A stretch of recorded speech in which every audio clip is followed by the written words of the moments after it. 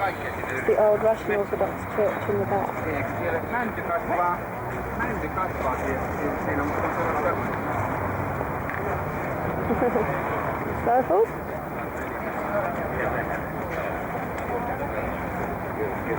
Okay.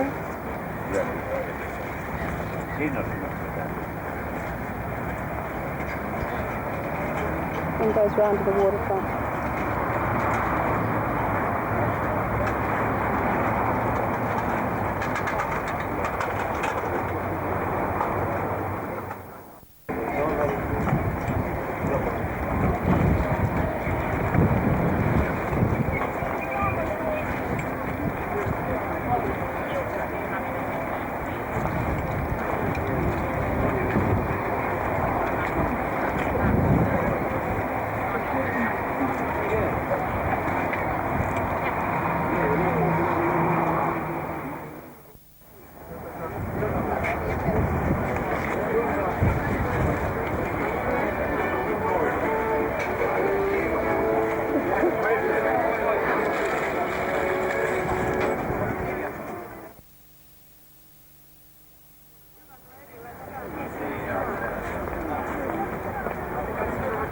Sophie trying on the fur hats.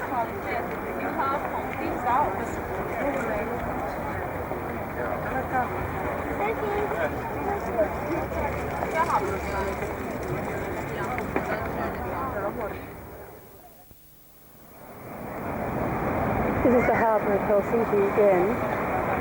People have come here on their boats to sell vegetables, potatoes, spring onions, parsley.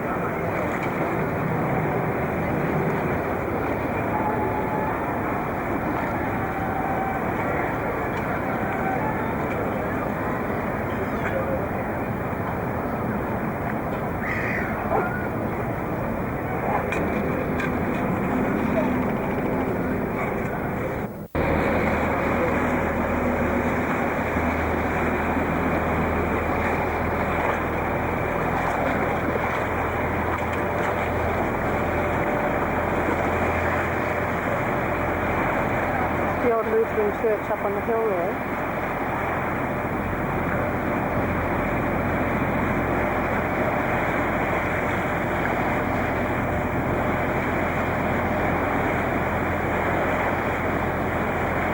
I have no idea why they built that monstrosity in front of this lovely Russian Orthodox church, but nevertheless they have.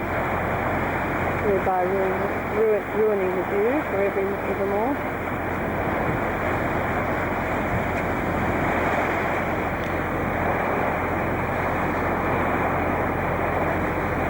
Typical of Helsinki and here.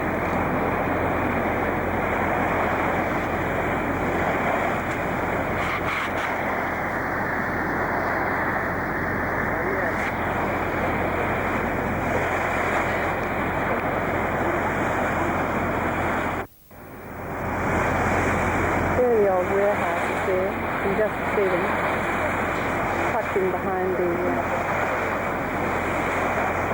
monstrosities that they've built in front. They really have wrecked their views, I think. That's pretty. Just a moment.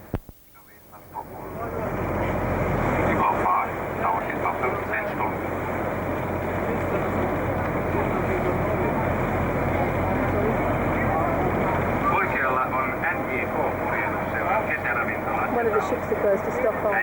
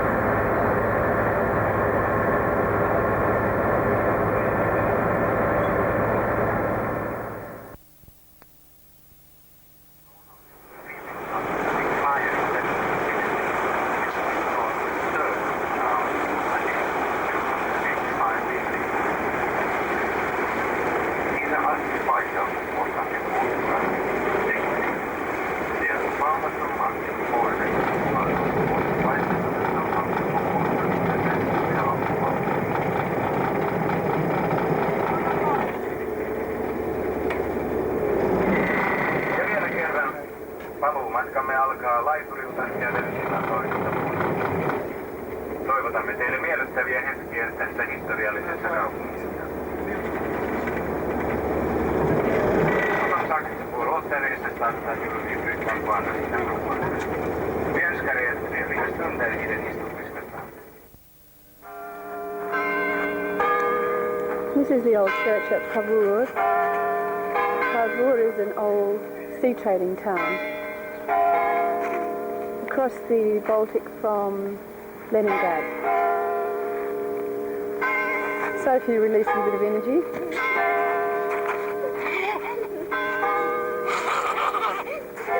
Andre hasn't changed.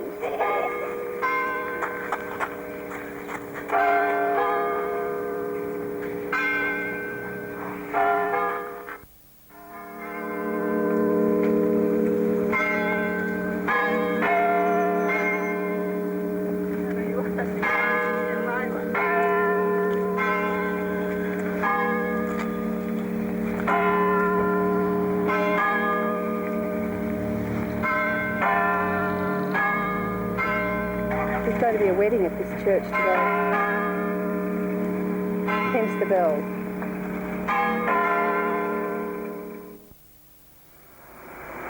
This reminds me a bit of Point Lonsdale. Sorry, of Queenscliff. And I guess in about 10 years from now, we'll be having groups of Japanese appearing, walking down the streets of Queenscliff, looking at the old houses, just the way we're walking down the streets of this old village.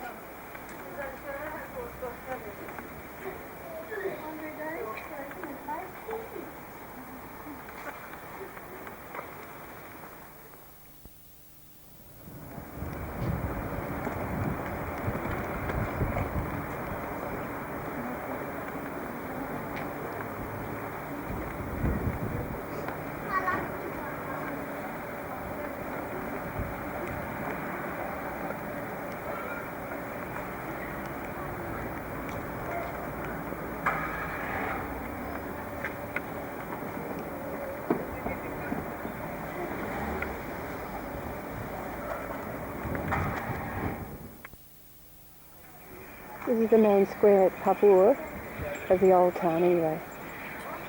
Little old cobblestone streets, old, very old buildings, most in the timber.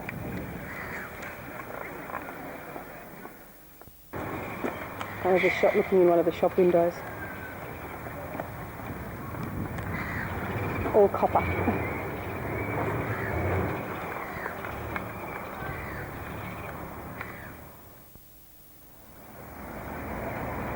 This is the river at Pavur, and an old paddle, an old steamer that comes up from Helsinki every day.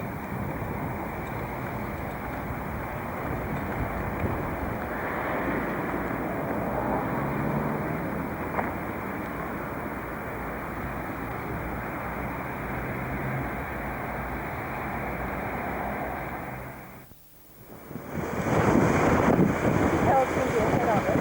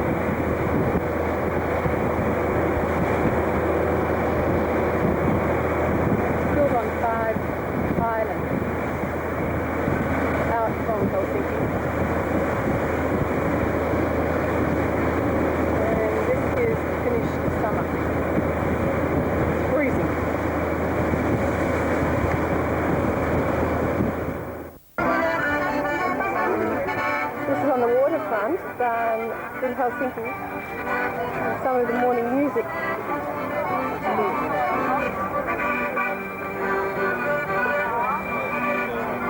Everybody else is out buying their fruit and vegetables. Lovely buildings in the background.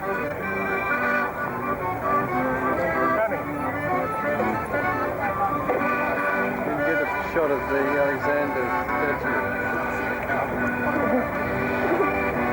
Sophie's showing you that it doesn't matter where she is, she's eating bubble gum. Yeah, real man all the time.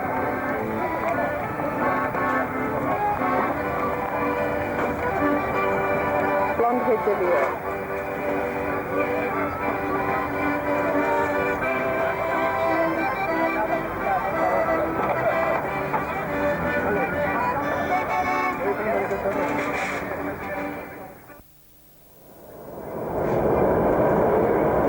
This is the countryside out of the train. We're on our way to Leningrad now from Helsinki. And this is some of the Finnish countryside, which is really, to our eyes, very green.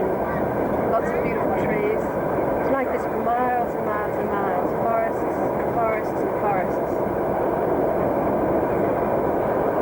I think the trees are where the rocky outcrops are, and the green pastures where there's no rocks and they can cultivate adequately. It's a very rocky land. A lot of the islands in the Baltic Sea are just straight rock.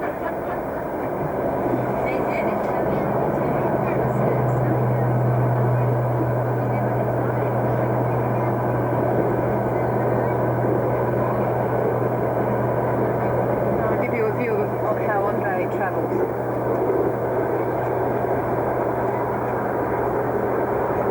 Here he is, and would you believe he's reading asterisk? What a surprise! How Sophie travels. She's removed herself from her parents' side, taken herself to the end of the carriage and is listening to music. Plugged herself into a Walkman radio. Well, here we are in Leningrad, on the banks of the Neva River, which is, it's only a short river, but it spans out to a fan with many little tributaries. Very marshy and very low-lying country here. It's susceptible to a lot of flooding, which had happened to a great extent in the past. We're looking now at the Peter and Paul Fortress, which was built by Peter the Great, as this city was. And it's the very first building.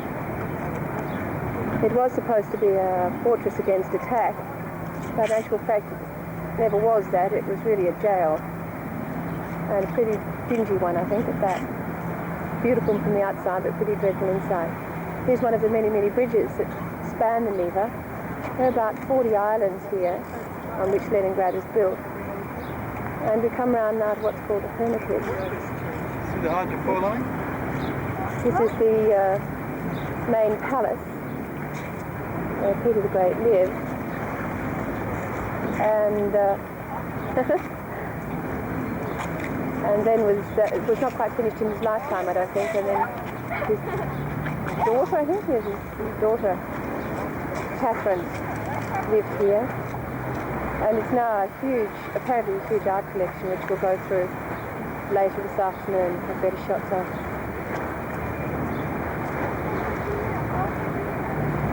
Very grey day here, I'm afraid, but summertime in Leningrad. But it would have to be better than the winter. These guys are fishing. I guess these waters are not nearly as polluted as Japanese waters.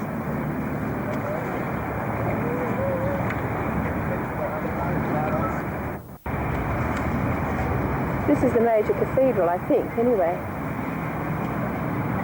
I can't quite remember. I'll find out later.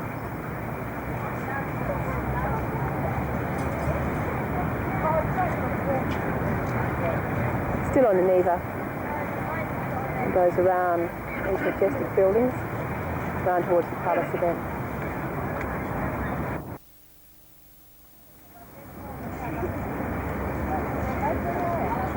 Here are the troops.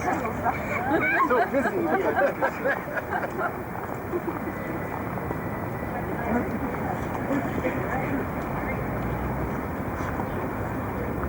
This jail looks a jolly sight better than Pentridge, but I don't think the amenities inside are just as good.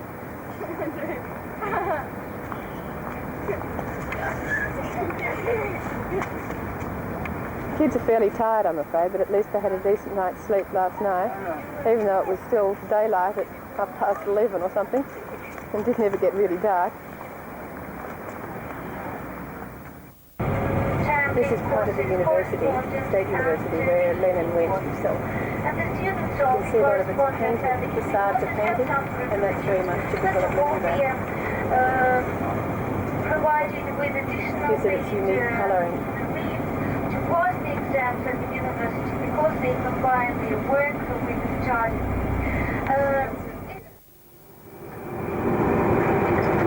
These people are queuing to get into the Hermitage. I guess we'll be in that queue later today. Now it is also a museum. Now you can see it really is a fortress. The interiors of the church are very beautiful, but This was brought by boat to this jetty here.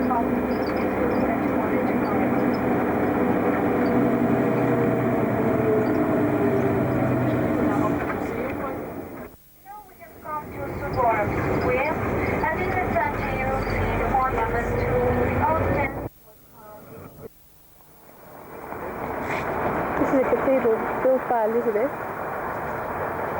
who apparently was a very extravagant Tsarina,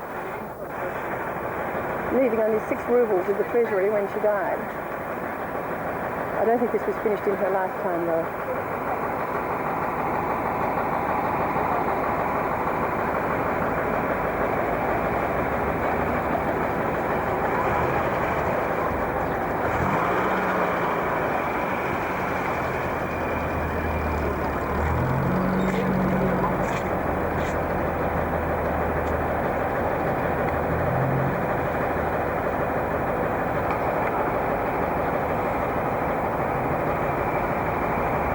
Beautiful minaret.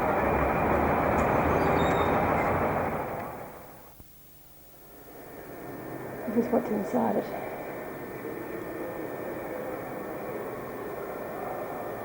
It's the real Russian god. This is a typical shopping street in Leningrad.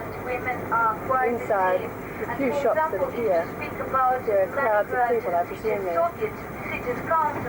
wishing to buy food. 49% of the members are women, and one really non-party people.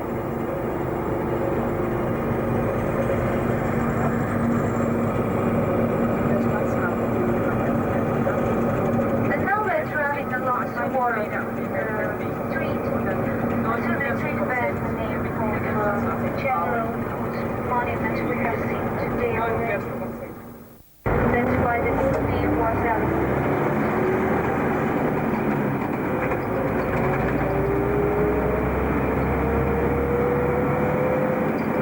And we're coming to Nevsky Prospect, the biggest thoroughfare in the city. It is the oldest street. So now we're driving along Nevsky Prospect, which is The main shopping street. Very wide, all the streets are really wide.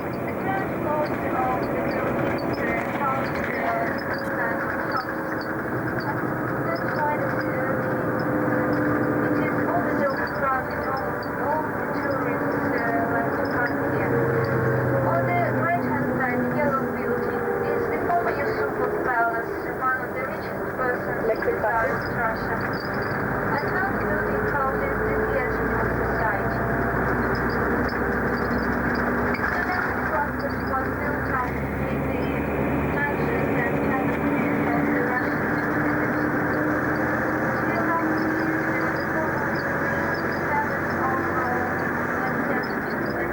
now we're watching the fountain by the army.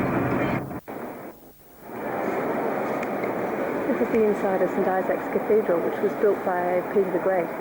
The first one was built by Peter the Great. This is the third attempt. Really magnificent work. Right up into the ceilings.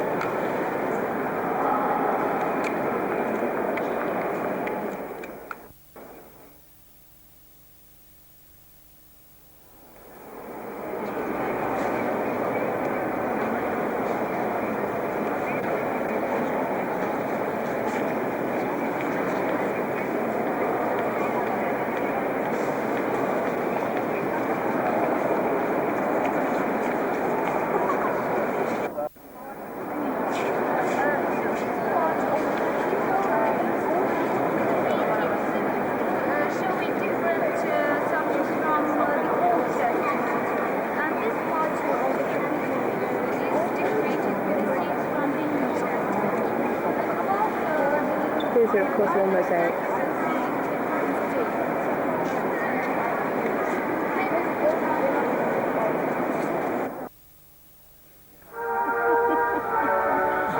This is the palace of Peter the Great at Peterhof, now called Petrol Board, and the fountains are just about to start.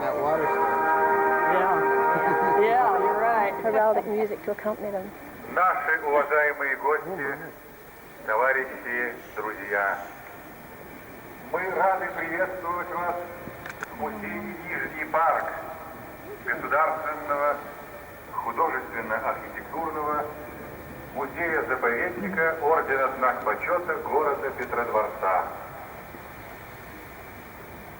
Мало мест на земле Петергофа старинного краша. Красота настоящая все еще в мире редка. Золотой Петергоф — заповедник истории нашей, где соседствуют мирно сегодня день и века. Было время войны, было время...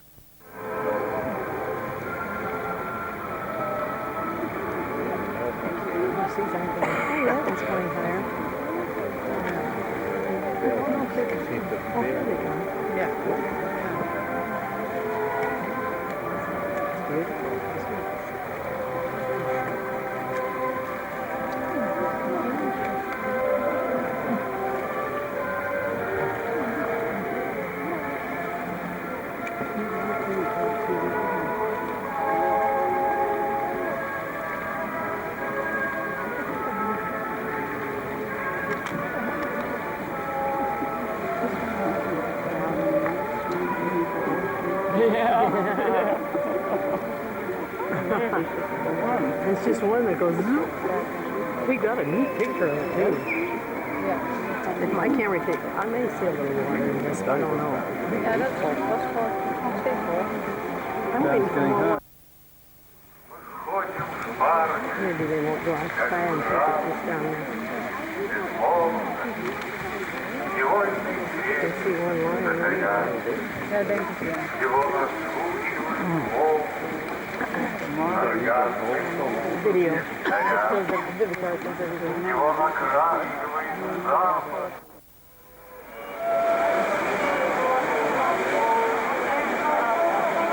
This is the Disney-like spectacular for the tourists.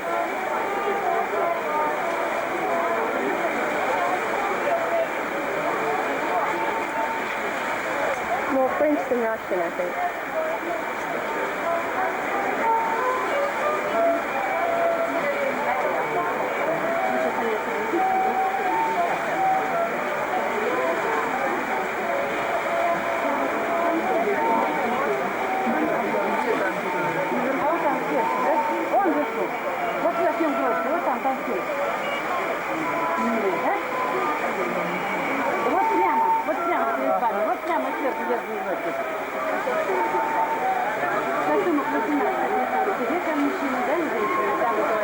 Лучше сказать так.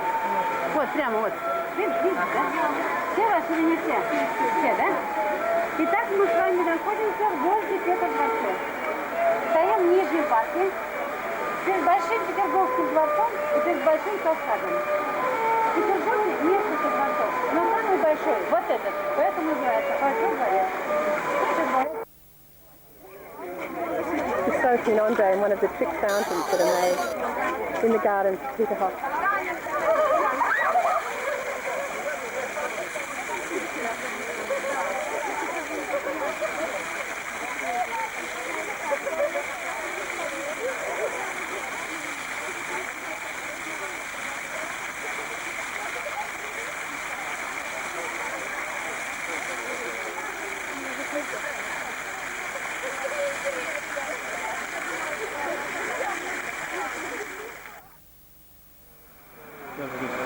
This is looking down on the fountains from the main palace, which was ordered to be built by Peter the Great. Actually, he never lived in it. He lived in a smaller palace a little bit further off in this direction. It wasn't a palace, it was just a small house on the beach. He was a man of rather more simple pleasures, I think. And he didn't like much water. You hated water, you think, Sophie? Yeah. Actually love the place, eh? And this is looking up to one of the parts of the palace. Beautiful spires on top. It's all in the process of renovation.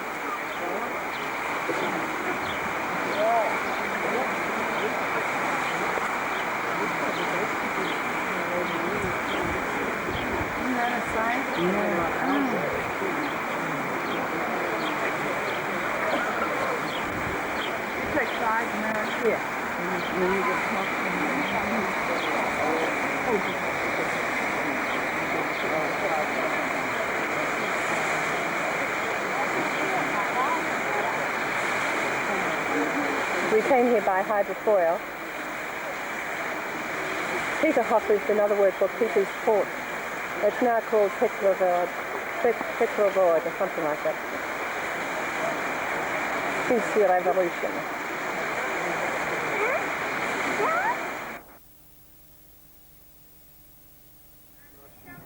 Areas lasted for 26 hours at a stretch. Especially the bombed, It's on the outskirts of Mauger. densely populated parts of the city during night time, when they knew that every portion was sleeping. And during the air raid, 17,000 citizens were wounded and 34,000 were killed. But the main destination claimed about 600,000 lives. But in spite of all these difficulties, the city continued its normal life, and about 200 enterprises were still working, and the main production.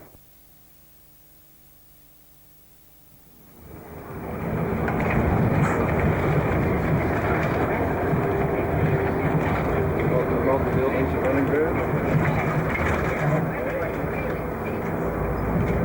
I don't know how good this is going to be. It's so bumpy.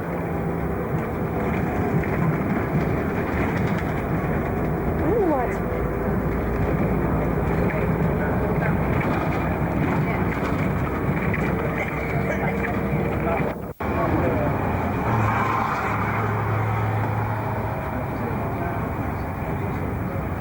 So maybe a few words about our plans for today's afternoon. So we'll have lunch at 1:30 at the same restaurant. So this is Goodbye Leningrad. This is the hotel we stayed in. Huge monolithic structure.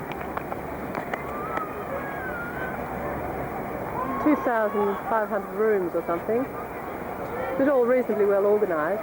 It's a bit heavy-handed. These are apartment buildings over here.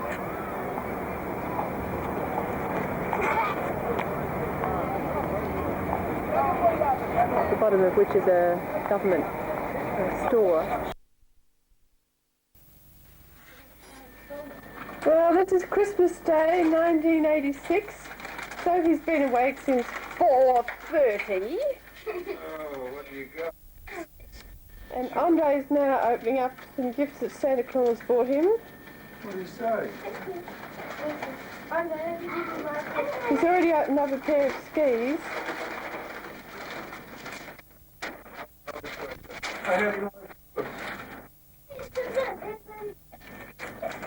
But from whom? Andre, yes. Is it from Santa Claus? It doesn't say it. Must be from Santa Claus then. Oh, it's a ski cover. Look, Ah, ski cover. Just what a boy needs. eh? Oh, what wonderful, loving brother and sister.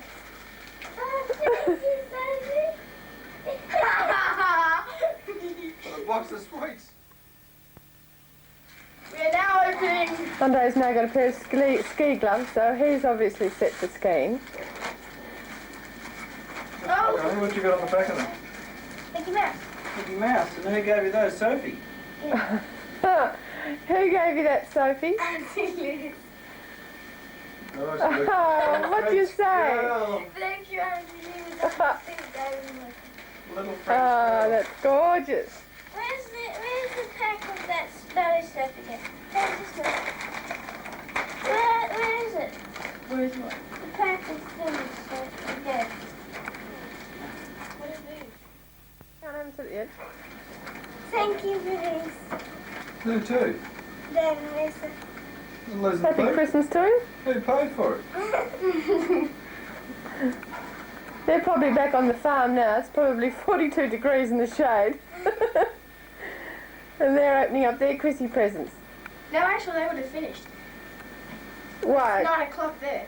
Oh, that's right. So they would have. They would have finished already. Merry Christmas. Mum. Thank you, Auntie Jen and Uncle Neil. Happy Christmas to you. Christmas to you. What for? Is This is mine? opening up the Barley's presents. Yes, I think that's yours, Annie. What'd you say? Thank you. Happy Christmas? Oh, look at this. What's that, Sophals? Underpants. Knickers! Pair of knickers! Just what a girl needs. What'd you say? Thank you. Happy Christmas? You've done pretty well. What's the book you got? Ginger meat. These are the rip curls from Uncle Simon. What do you say, kids? Merry Christmas. Can we see your faces? We must ring Uncle Simon a sec. Andre. Merry Christmas and thank you.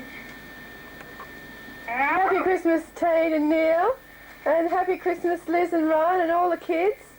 And happy Christmas to Liz and Pete and Si. I'll let you, As you can see, we've had a really good morning.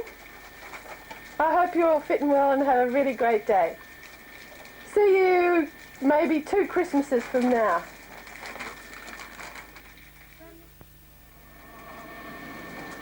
These are the children opening Sada-san's gifts, who's usually, as usual, given them a huge amount of Christmas gifts. She is really a real Father Christmas. something to pay. Oh, thank you, Sada-san. Oh, you knew I liked it. Daddy, look. Oh, chocolate something. This is a New Year battledore, which was a bat used in a game years ago. It played only at New Year's time. Daddy, almost. Oh my. Lolly! Chocolates!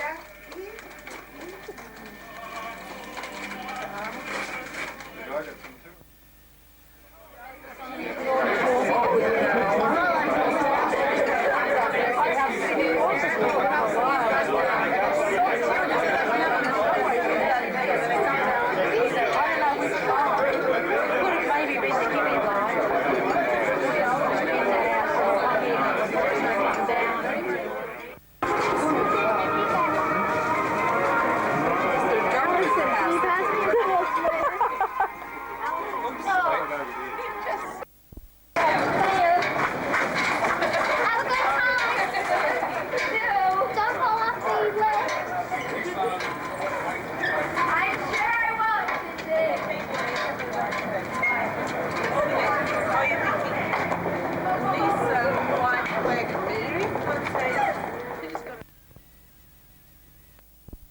Andre S. Major practicing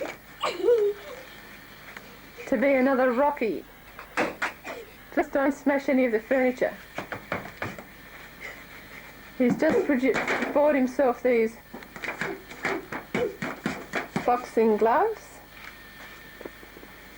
and he's going to do an act in a minute where he pretends he's in a boxing match and somebody belts him up. Come on, go into your act.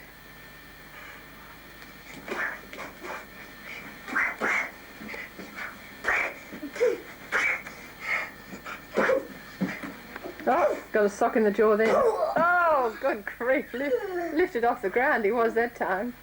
Good heavens. Oh, hit again. Oh, this is an unusual boxing match. He's allowed to kick. Oh, I don't think he missed that guy. Brought himself to the ground. Oh, this must be this terrible sort of fighting you see on television. You're allowed to kick and do anything you like.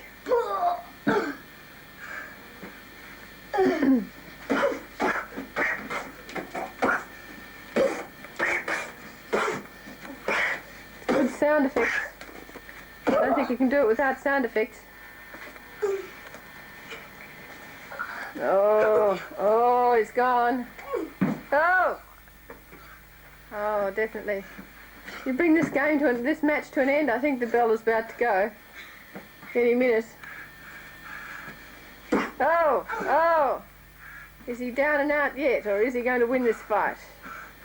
Oh dear, he's not having much luck. Oh.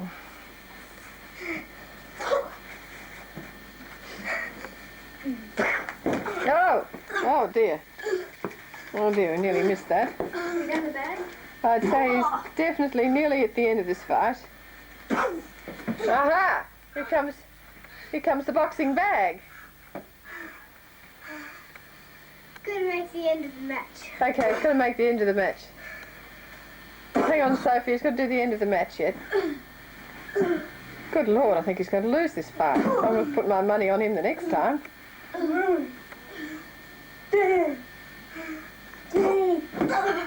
Oh, I think that's the end of him.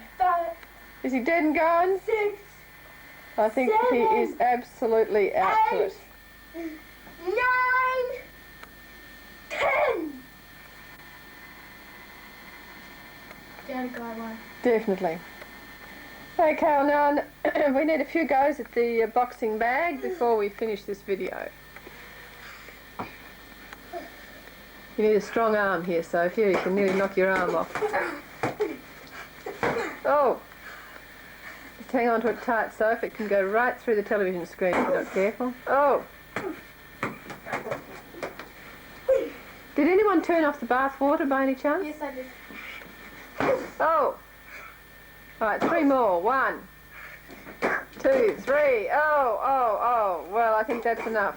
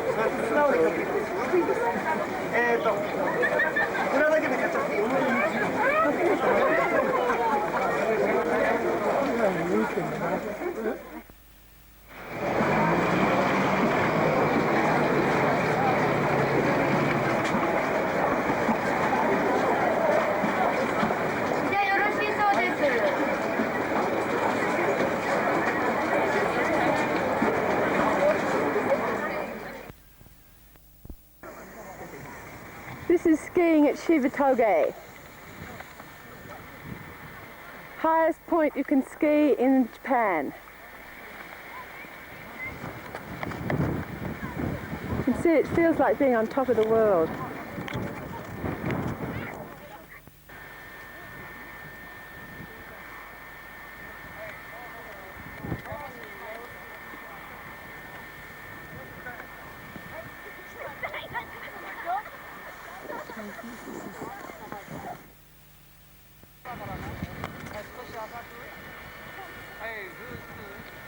This is RJ Major,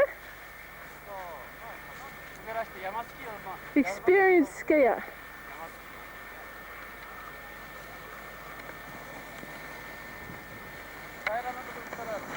Oh, Did you speak into it?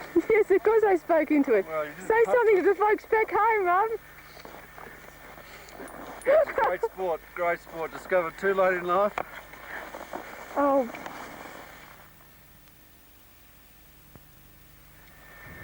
Here comes Andre Major. Hot dog over the slopes.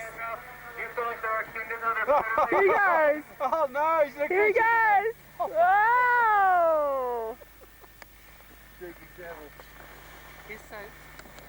The girl coming? And I think Sophie's coming. Is this Sophie Major? Yes, it is. This is Sophie Major.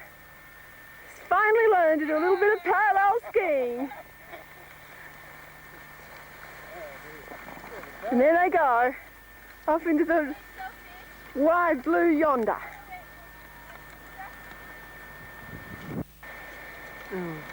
No, I don't know if I can catch him. Where is he? He's down. He's down? Oh, I can't take anything of him down. No, he's up again. Here he comes.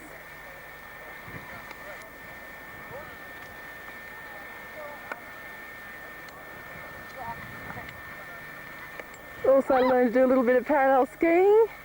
Not bad for an old man, only took it up a year ago. Not bad at all. Silly bitch.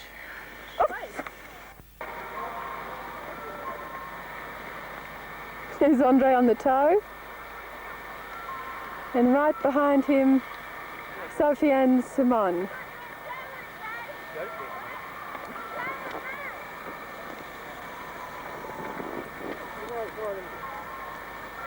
Stayed in, and all we have to do is walk across here, and we're at the toes. Go uphill and ski down. You can see it's a pretty good setup.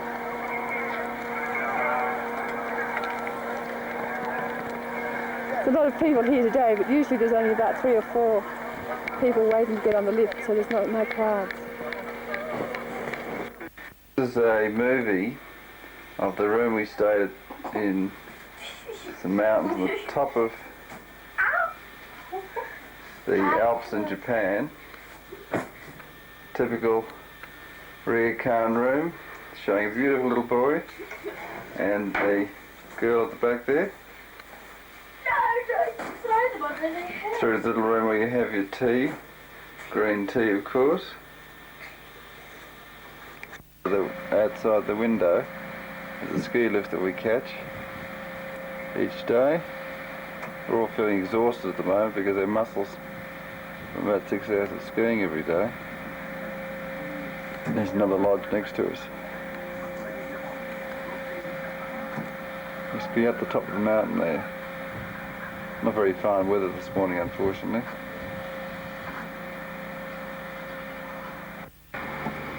So,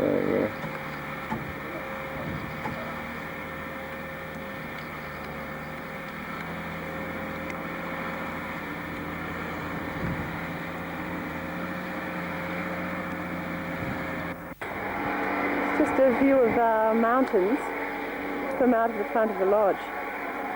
SO sign as well. This is one of the vehicles used to bring us up from the where we park our cars. We have to park our cars about 40 minutes down the mountain, and they either bring you up on one of these jet skis, your luggage on the back, or on a big cat. This is early in the morning. They haven't started opening the toes yet, and the snowplow is still ploughing up the runs.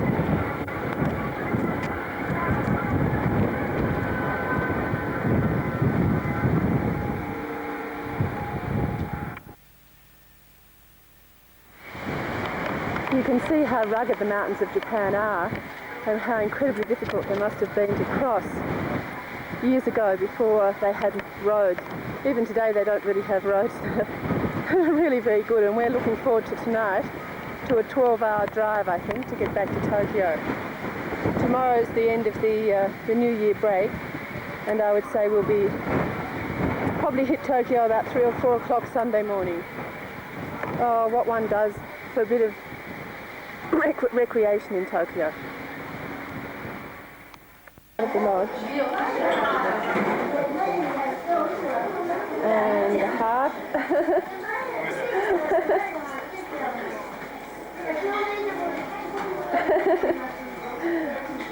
Some friends, Japanese friends, and the bar. Ready to go off to work? Well, go on, boys, off you go. Have a good day.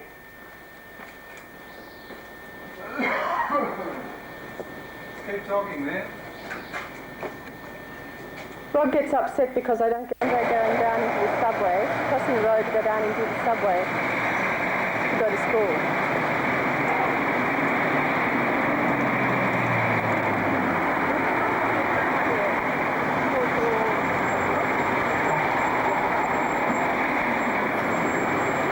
The tiny little toy dump trucks they have here in Tokyo.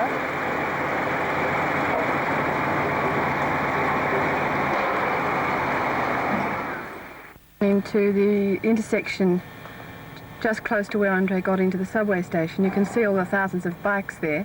A lot of people, of course, ride their bikes to the station, park them here and go by subway. All the bikes are locked, but even so, I think in Australia they'd still be stolen. Here they're all perfectly safe. The Shibuya station itself, it's actually inside a department store. And you can see that bus over there, and I think you can probably hear the noise. In Japan, you're allowed to demonstrate at much louder noises than you can in Australia. And they use these buses with loudspeakers and travel the streets, giving forth their diatribe on whatever. But it's all highly controlled. You know, if the demonstration is supposed to start at 10 o'clock, then it starts at 10 o'clock and it finishes right on time. Nothing much gets out of hand here in Japan. Except for the noise is unbelievable. Driving along now towards work, and this is the elevated freeway above us, which we'll go on to in a moment. And the main purpose for me coming with Rob to work in the car this morning is to give you an idea of what it's like on the elevated freeway and just what Tokyo looks like. You won't believe it. Here we're going up onto the expressway now. You can see the signs coming up. And I don't know, it might be a bit dark for you to see. The cost is 500 yen for us, which is $5. The expressway is specially built with, it's all steel, and it's specially built in sections with quite a bit of space in between. So that in the case of earthquake, it has got a fair bit of leeway for movement. Paddy wagon. Everybody lets you in when you want to get in the freeway. They all let you in. It's not like Australia. And if you come to a stop on the freeway, because of the movement in the whole structure, you can sit there and the whole car will be shaking from side to side with trucks that are travelling perhaps on the other side of the freeway. Now this is Tokyo. Concrete jungle, beautiful. Beautiful concrete jungle, says Robert. It have to be the ugliest city in the world. There you can see Shinjuku. There, that's towards Shinjuku, which is another sort of city. There it is. There's tall buildings in the back. The tall buildings over there. You can't see it for the pollution. Can't see it for the pollution, says Rob.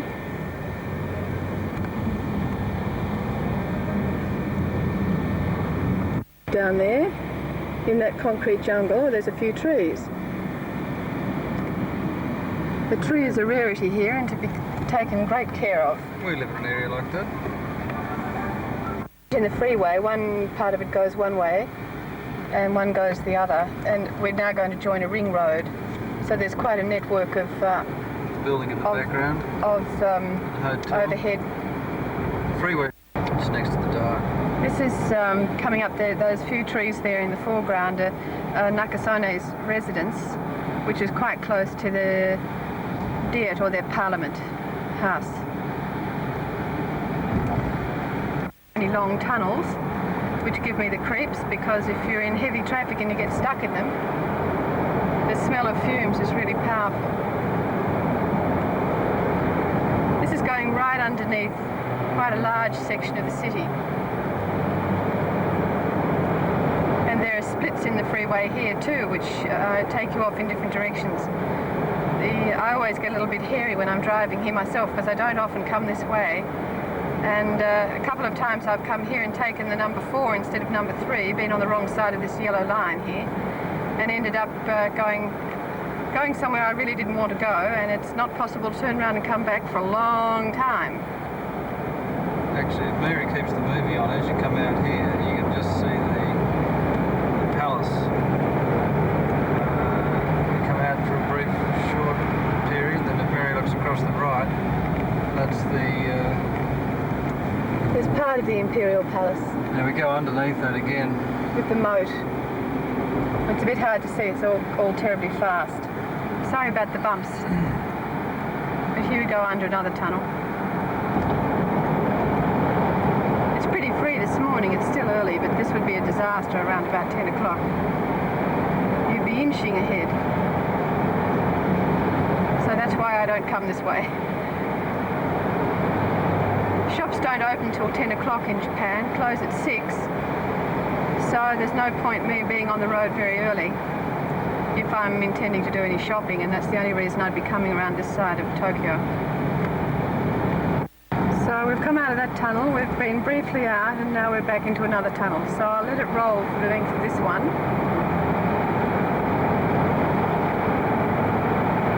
The Imperial Palace is now on our right. We're surrounded by a huge moat and a very old castle wall. Looks sort of back there.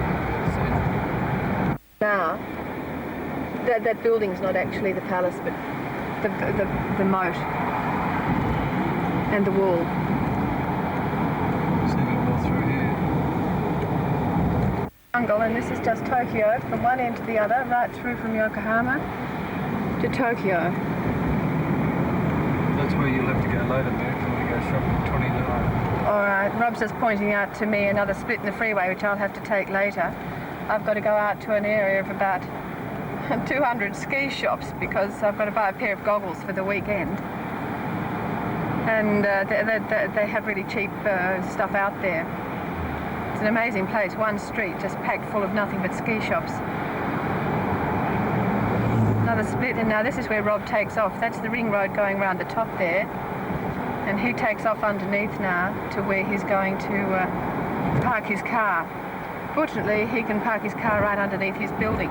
And now this goes right underneath Tokyo. And, you know, there are enormous buildings on top of us, and it just goes for miles. It's like the subway stations. Underneath Tokyo Station, I think, is about 2 kilometres of underground network, and shop after shop after shop. It's like a little city, and I've been lost there a couple of times trying to find my way out.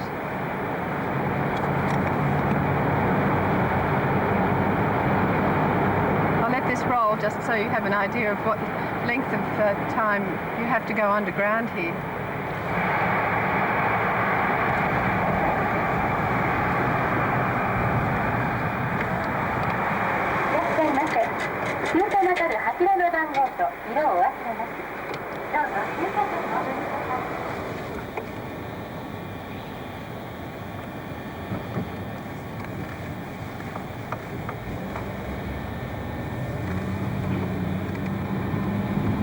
Well, this is just like any underground car park, but Liz, Bowley and Tina, while you're sitting there looking out onto your beautiful mountains, That's my you can office just over there. think what you're missing.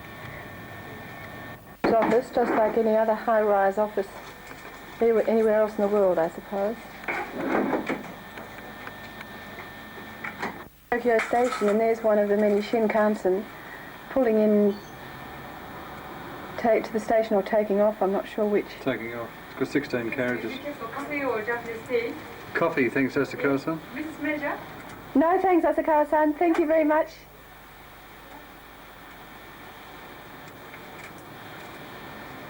And that's Marunichi on the other side, which is the main business district. We're just the other side of the station. Finally, we'll come to the end of this bullet train. There it is. They run every, 10 probably minutes. 15, 20 minutes. Thousands of them crisscrossing the country. This is the dealing room.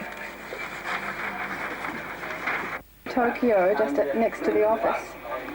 A lot of schools have got quite a bit of room around them actually, but this one has a lot of playground on top of the building, which is about the only space they have.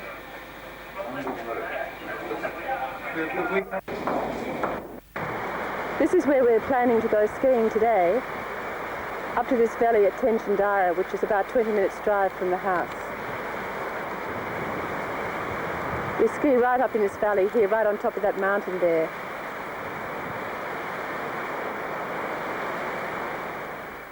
Up to that to the top of the mountain up there, we have to go up in a gondola, which takes about 6 or 7 minutes, right up to the very top of the mountain. And I think today is going to be fairly breezy up there, and you can just see the toe where we go up, one of the toes where we can go up to ski. Top now of the mountain, and you can see just how far up we are. That's about on top of the world. Show the folks the mountains over there, look. Oh, I've just done that. We've come from way down the bottom there.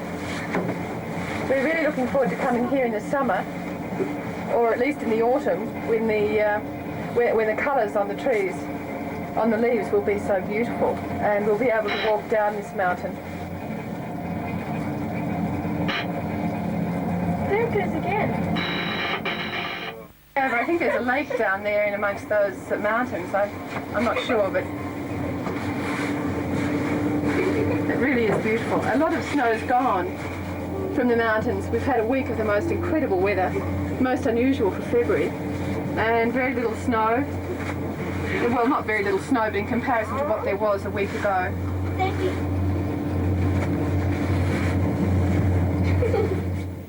On this mountain, at the end of the day, God knows how they make it to the bottom, but they do. And here we are up at Tenchandara. This is one of the more advanced ski runs, although today it might not be too bumpy, so it might not be as difficult as it's been in the past. It's a beginner's ski run, and then you can go right up here behind this shed and ski round the back of that mountain and join down onto any of the other ski runs. So not crowded today. It's a Friday, it's not a holiday, so only people who have taken their vacation are here. Not like a Sunday where there'd be great long lines, probably 20 minutes to get onto any of these toes. And this is the view, which is like from the top of that mountain I just showed you. It's like that all the way around.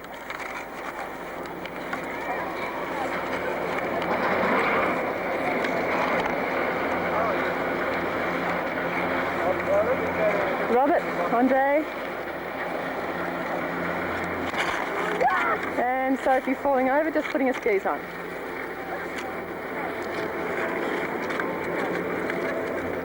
I think it snowed here last night, so these runs should be quite good.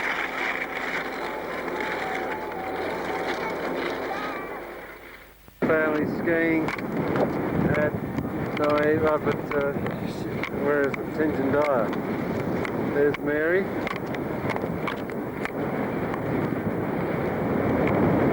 There's Style there. There's Andre. Oh, he thinks he's pretty smart.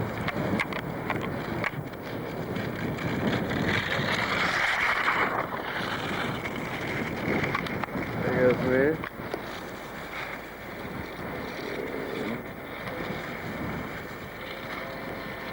That's the view down the valley. Really beautiful. There's Topals.